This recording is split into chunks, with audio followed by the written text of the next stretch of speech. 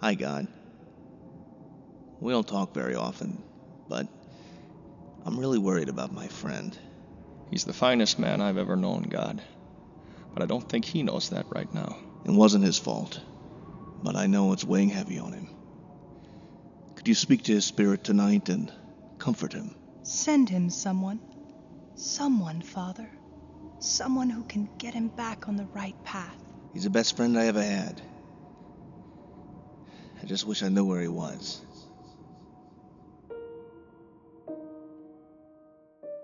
Hello, Joseph. Trouble? Looks like we'll have to send someone down. A lot of prayers going up for one man. Yes, tonight's his crucial night. We'll have to send someone down immediately. Joseph, send for Clarence. You sent for me, sir? Yes, Clarence, a man down on Earth needs our help. Ah, splendid. Is he sick? Worse, he's discouraged. At exactly 10:45 p.m. Earth time, that man will be thinking very seriously about throwing away God's greatest gift. Oh, dear, his life. Well, we haven't a moment to lose. What's the man's name? His name is James. James Stewart.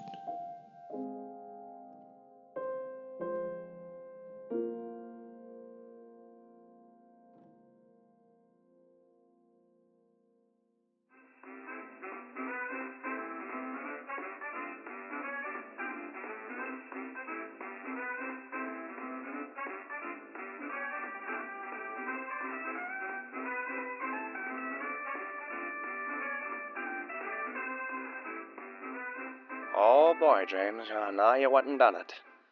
You're washed up. You're finished. How did it come to this?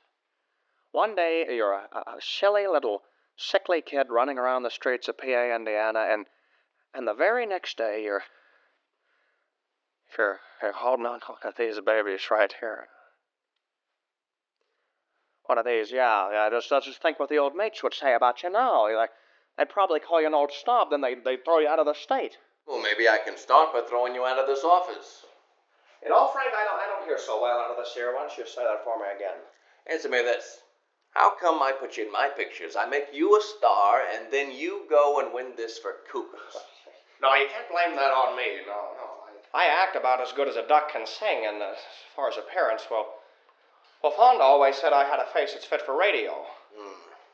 How is Henry? I haven't seen him in a while. Oh, he's good. He's just kicking about, doing well. Well, at least he can go back to his home state without being called a snob. Well, just remember, between the two of us, which one has more of these? Oh, boy, no, yeah, you've been waiting a whole long time to do that now, haven't you?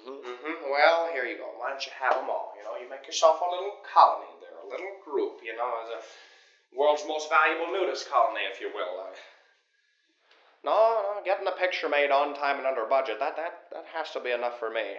No, you're not going to do that. Oh, what do you mean, no, I'm not going to do that? You are not going to endear yourself to my heart after the rotten things you've done. You owe Yeah, me. and I offered to give you the award now, didn't I? I don't want him. I want you. For John Doe. Oh, no. I'm casted for that German comedy film, Over the Hedge or Around the Corner. Well, the point is we start shooting that thing in 6 weeks. I've told you that a half a dozen times already. And like I've said before, is there any flexibility at all? Oh, sure. Well, there's flexibility. It's just I had these delusions of not going to jail for contract infringement this time. What about before you shoot the picture? No, can't do that either. Why? Well, I'm all booked up. Doing what? Well, I thought I'd make some popcorn balls and read some comic books and maybe I'd go down to Detroit, take a $2 train, see the Golden City in bloom. All right, James, all right. Well, then at least make me this promise. Oh, no. No, I never make any promises on the fact of the count, you can't ever keep them, Well, then tell me that you will be in at least one more of my pictures before you kick the bucket. What do you think here, buddy? All right, here's the deal. We promise to be in the very next picture that the great and illustrious Franklin Capricorn decides to make. How's that good enough for you? You are the only one who was allowed to call me that. and I'm going to hold you to it. Okay, well, why don't you hold on to him, too? He's simply not speaking to me.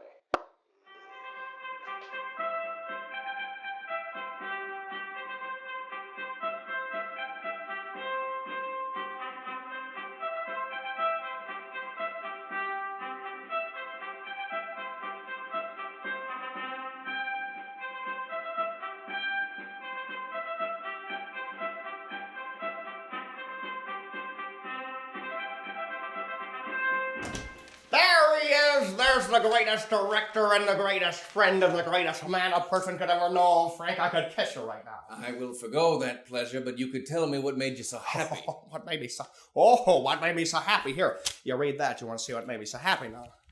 This is to certify that James Stewart is now 10 years overdue on his taxes. Overdoing his taxes, Frank, you muckrake. I'm going to war, Frank. I'm going to war. James, you have got to be the only man I've ever known that was happy to get a draft letter.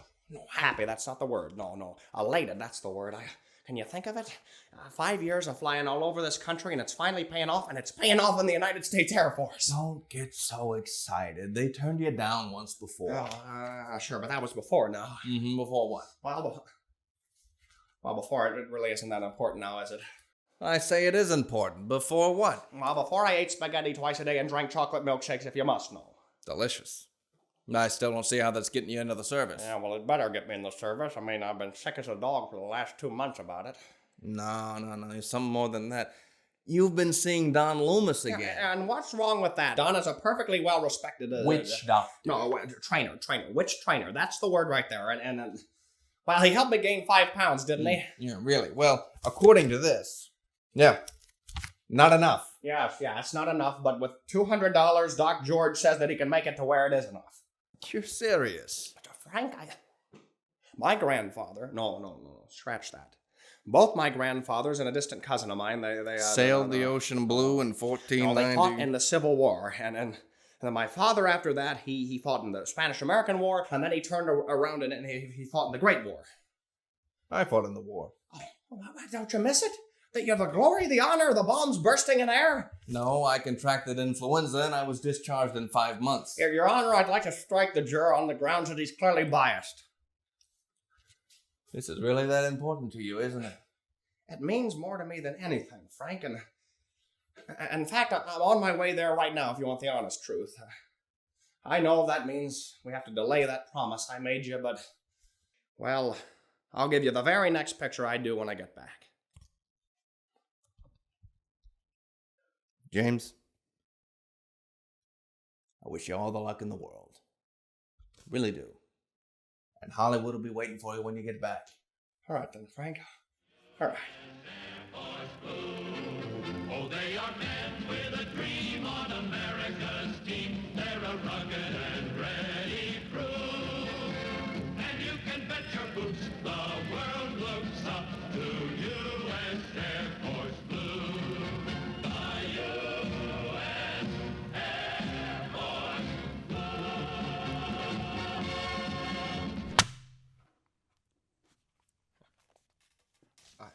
I can explain. I don't want to hear it.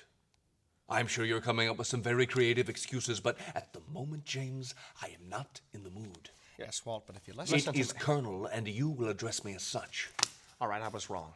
I take full responsibility for that. Is that what you want to hear? In all of my years serving as a colonel in the United States Air Force, I have seen men cry and whittle and bludgeon their way out of military service. But you, James, I honestly expected more. Yes, Walt, but if you'd listen... It is Colonel. We are no longer civilians, and I could not be more disappointed. I understand how you feel, but... Bribery. In my unit. Yes, Walter, but... It is Colonel. All right then, Colonel. Now, I'm not going to act like I didn't do whatever this here report says I did, because, well, that would be lying, and that would make my Presbyterian mother very, very angry with me. But, Mr. Robespierre, before you cut off my head, maybe you should hear the whole truth and I nothing... don't need to hear any of your excuses. Privates bribe to get out of danger all of the time. All right, but I bribed to get into danger.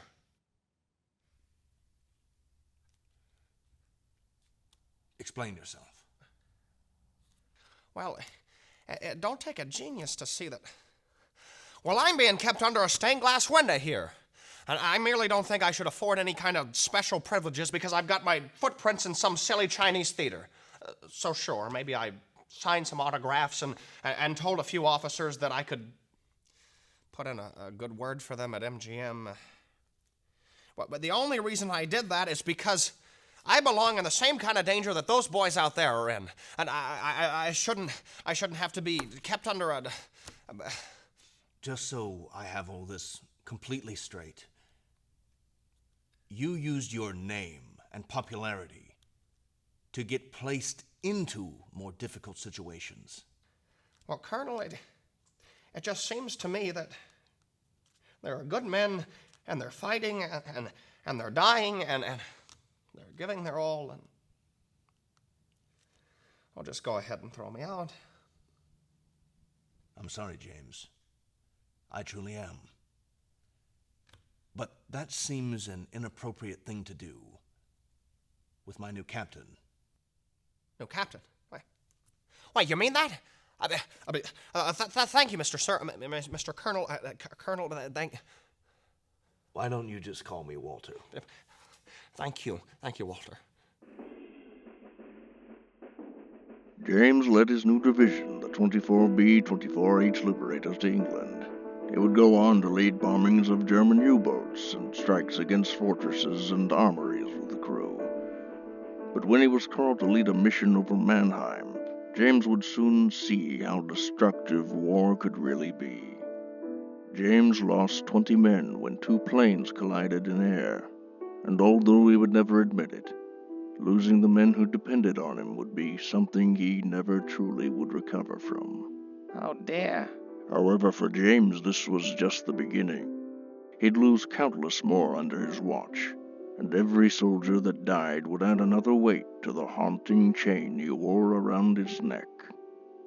Dear Mrs. Mulroney, it's with a heavy heart that I write this letter to you concerning your son. Miss Adler, your husband, was a fine man, a friend, a man of tremendous courage and strength. I regret to inform you of the situation concerning dear Harry Varden. Losing him has left a void in the hearts and souls of many here, and I know back at home as well. He was a fine man and truly a friend to everyone in this camp. Not a moment went by when he didn't speak of you, and it's at times like these where truly we wonder what the greater meaning of all this is.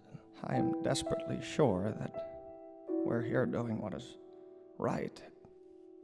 Sometimes it feels that the losses are even more than even I can bear, but I remember what your dear husband said, and that is that there is a purpose to all of our lives, and he truly died as a noble patriot serving his country. I sincerely wish you all my sympathies during this trying time, and may God save us all from the horrors of war.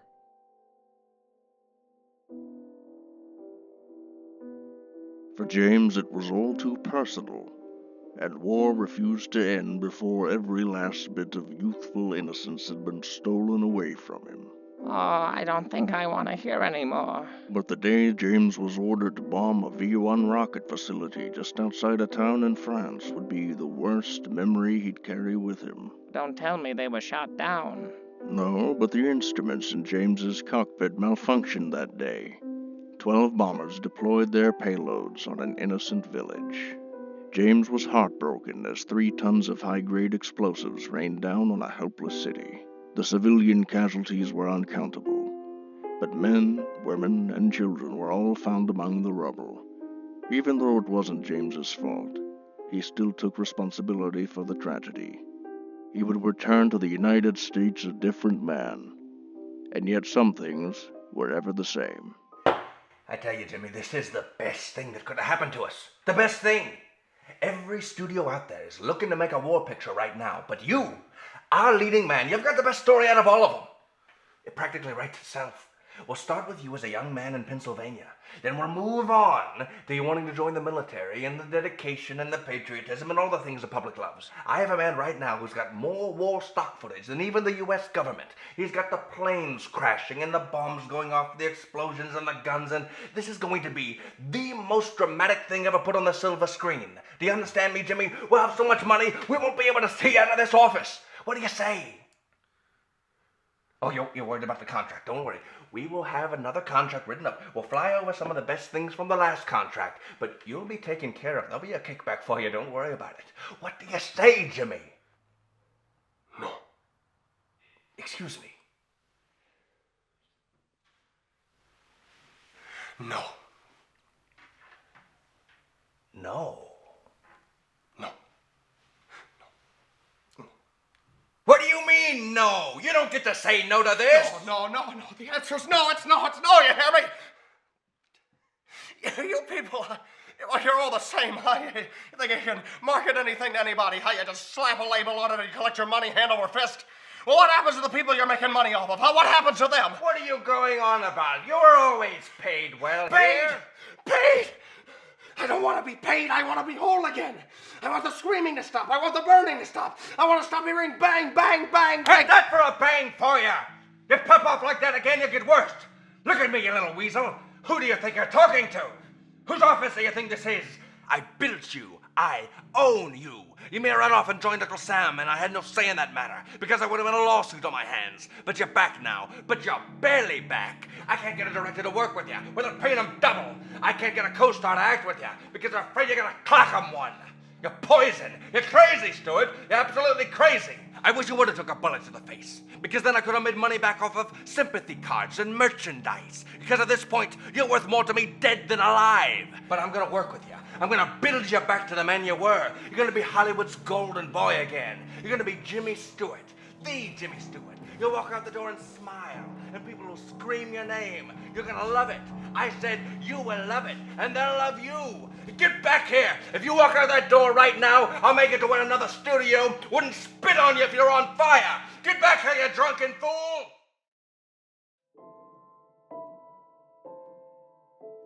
After spending time in a mental institution, Jimmy Stewart has left Hollywood wondering if he ever should have left it in the first place. Mission report on pilot Captain James M. Stewart. Subject will not be charged with the tragic yet accidental bombing of the city of Tonnerre, France. James! You're worth more to me dead than alive. James, help. Oh, God. Father in heaven, I'm not a praying man, but if you're up there and you can hear me, show me the way. Show me the way, oh God. I'm at the end of my rope. Show me the way.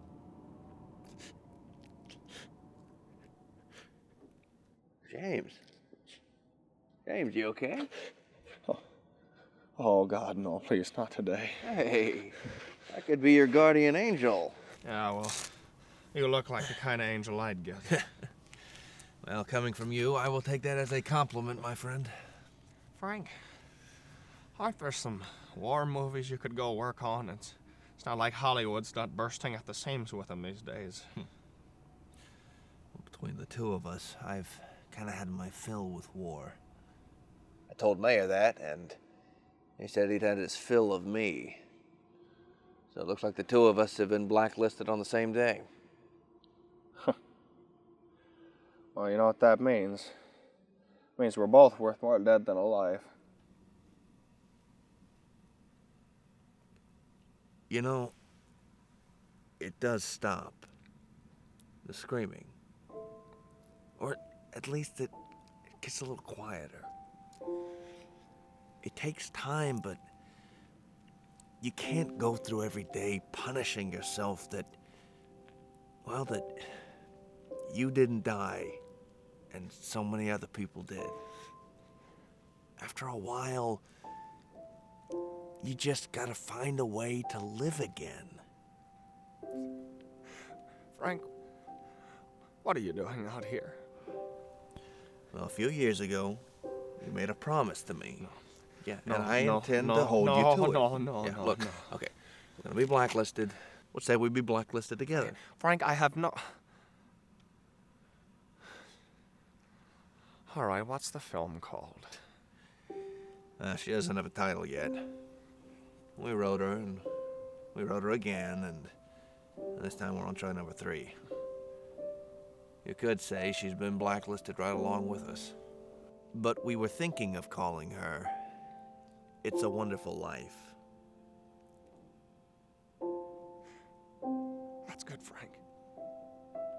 That's real good.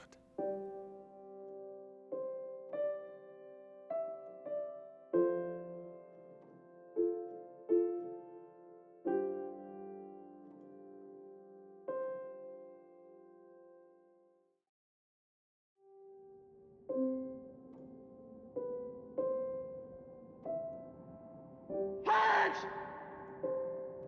Help me, Clarence! Get me back! Get me back! I don't care what happens to me! Help me, Clarence, please! Please! I want to live again! I want to live again! I want to live again. Please, God. Let me live again.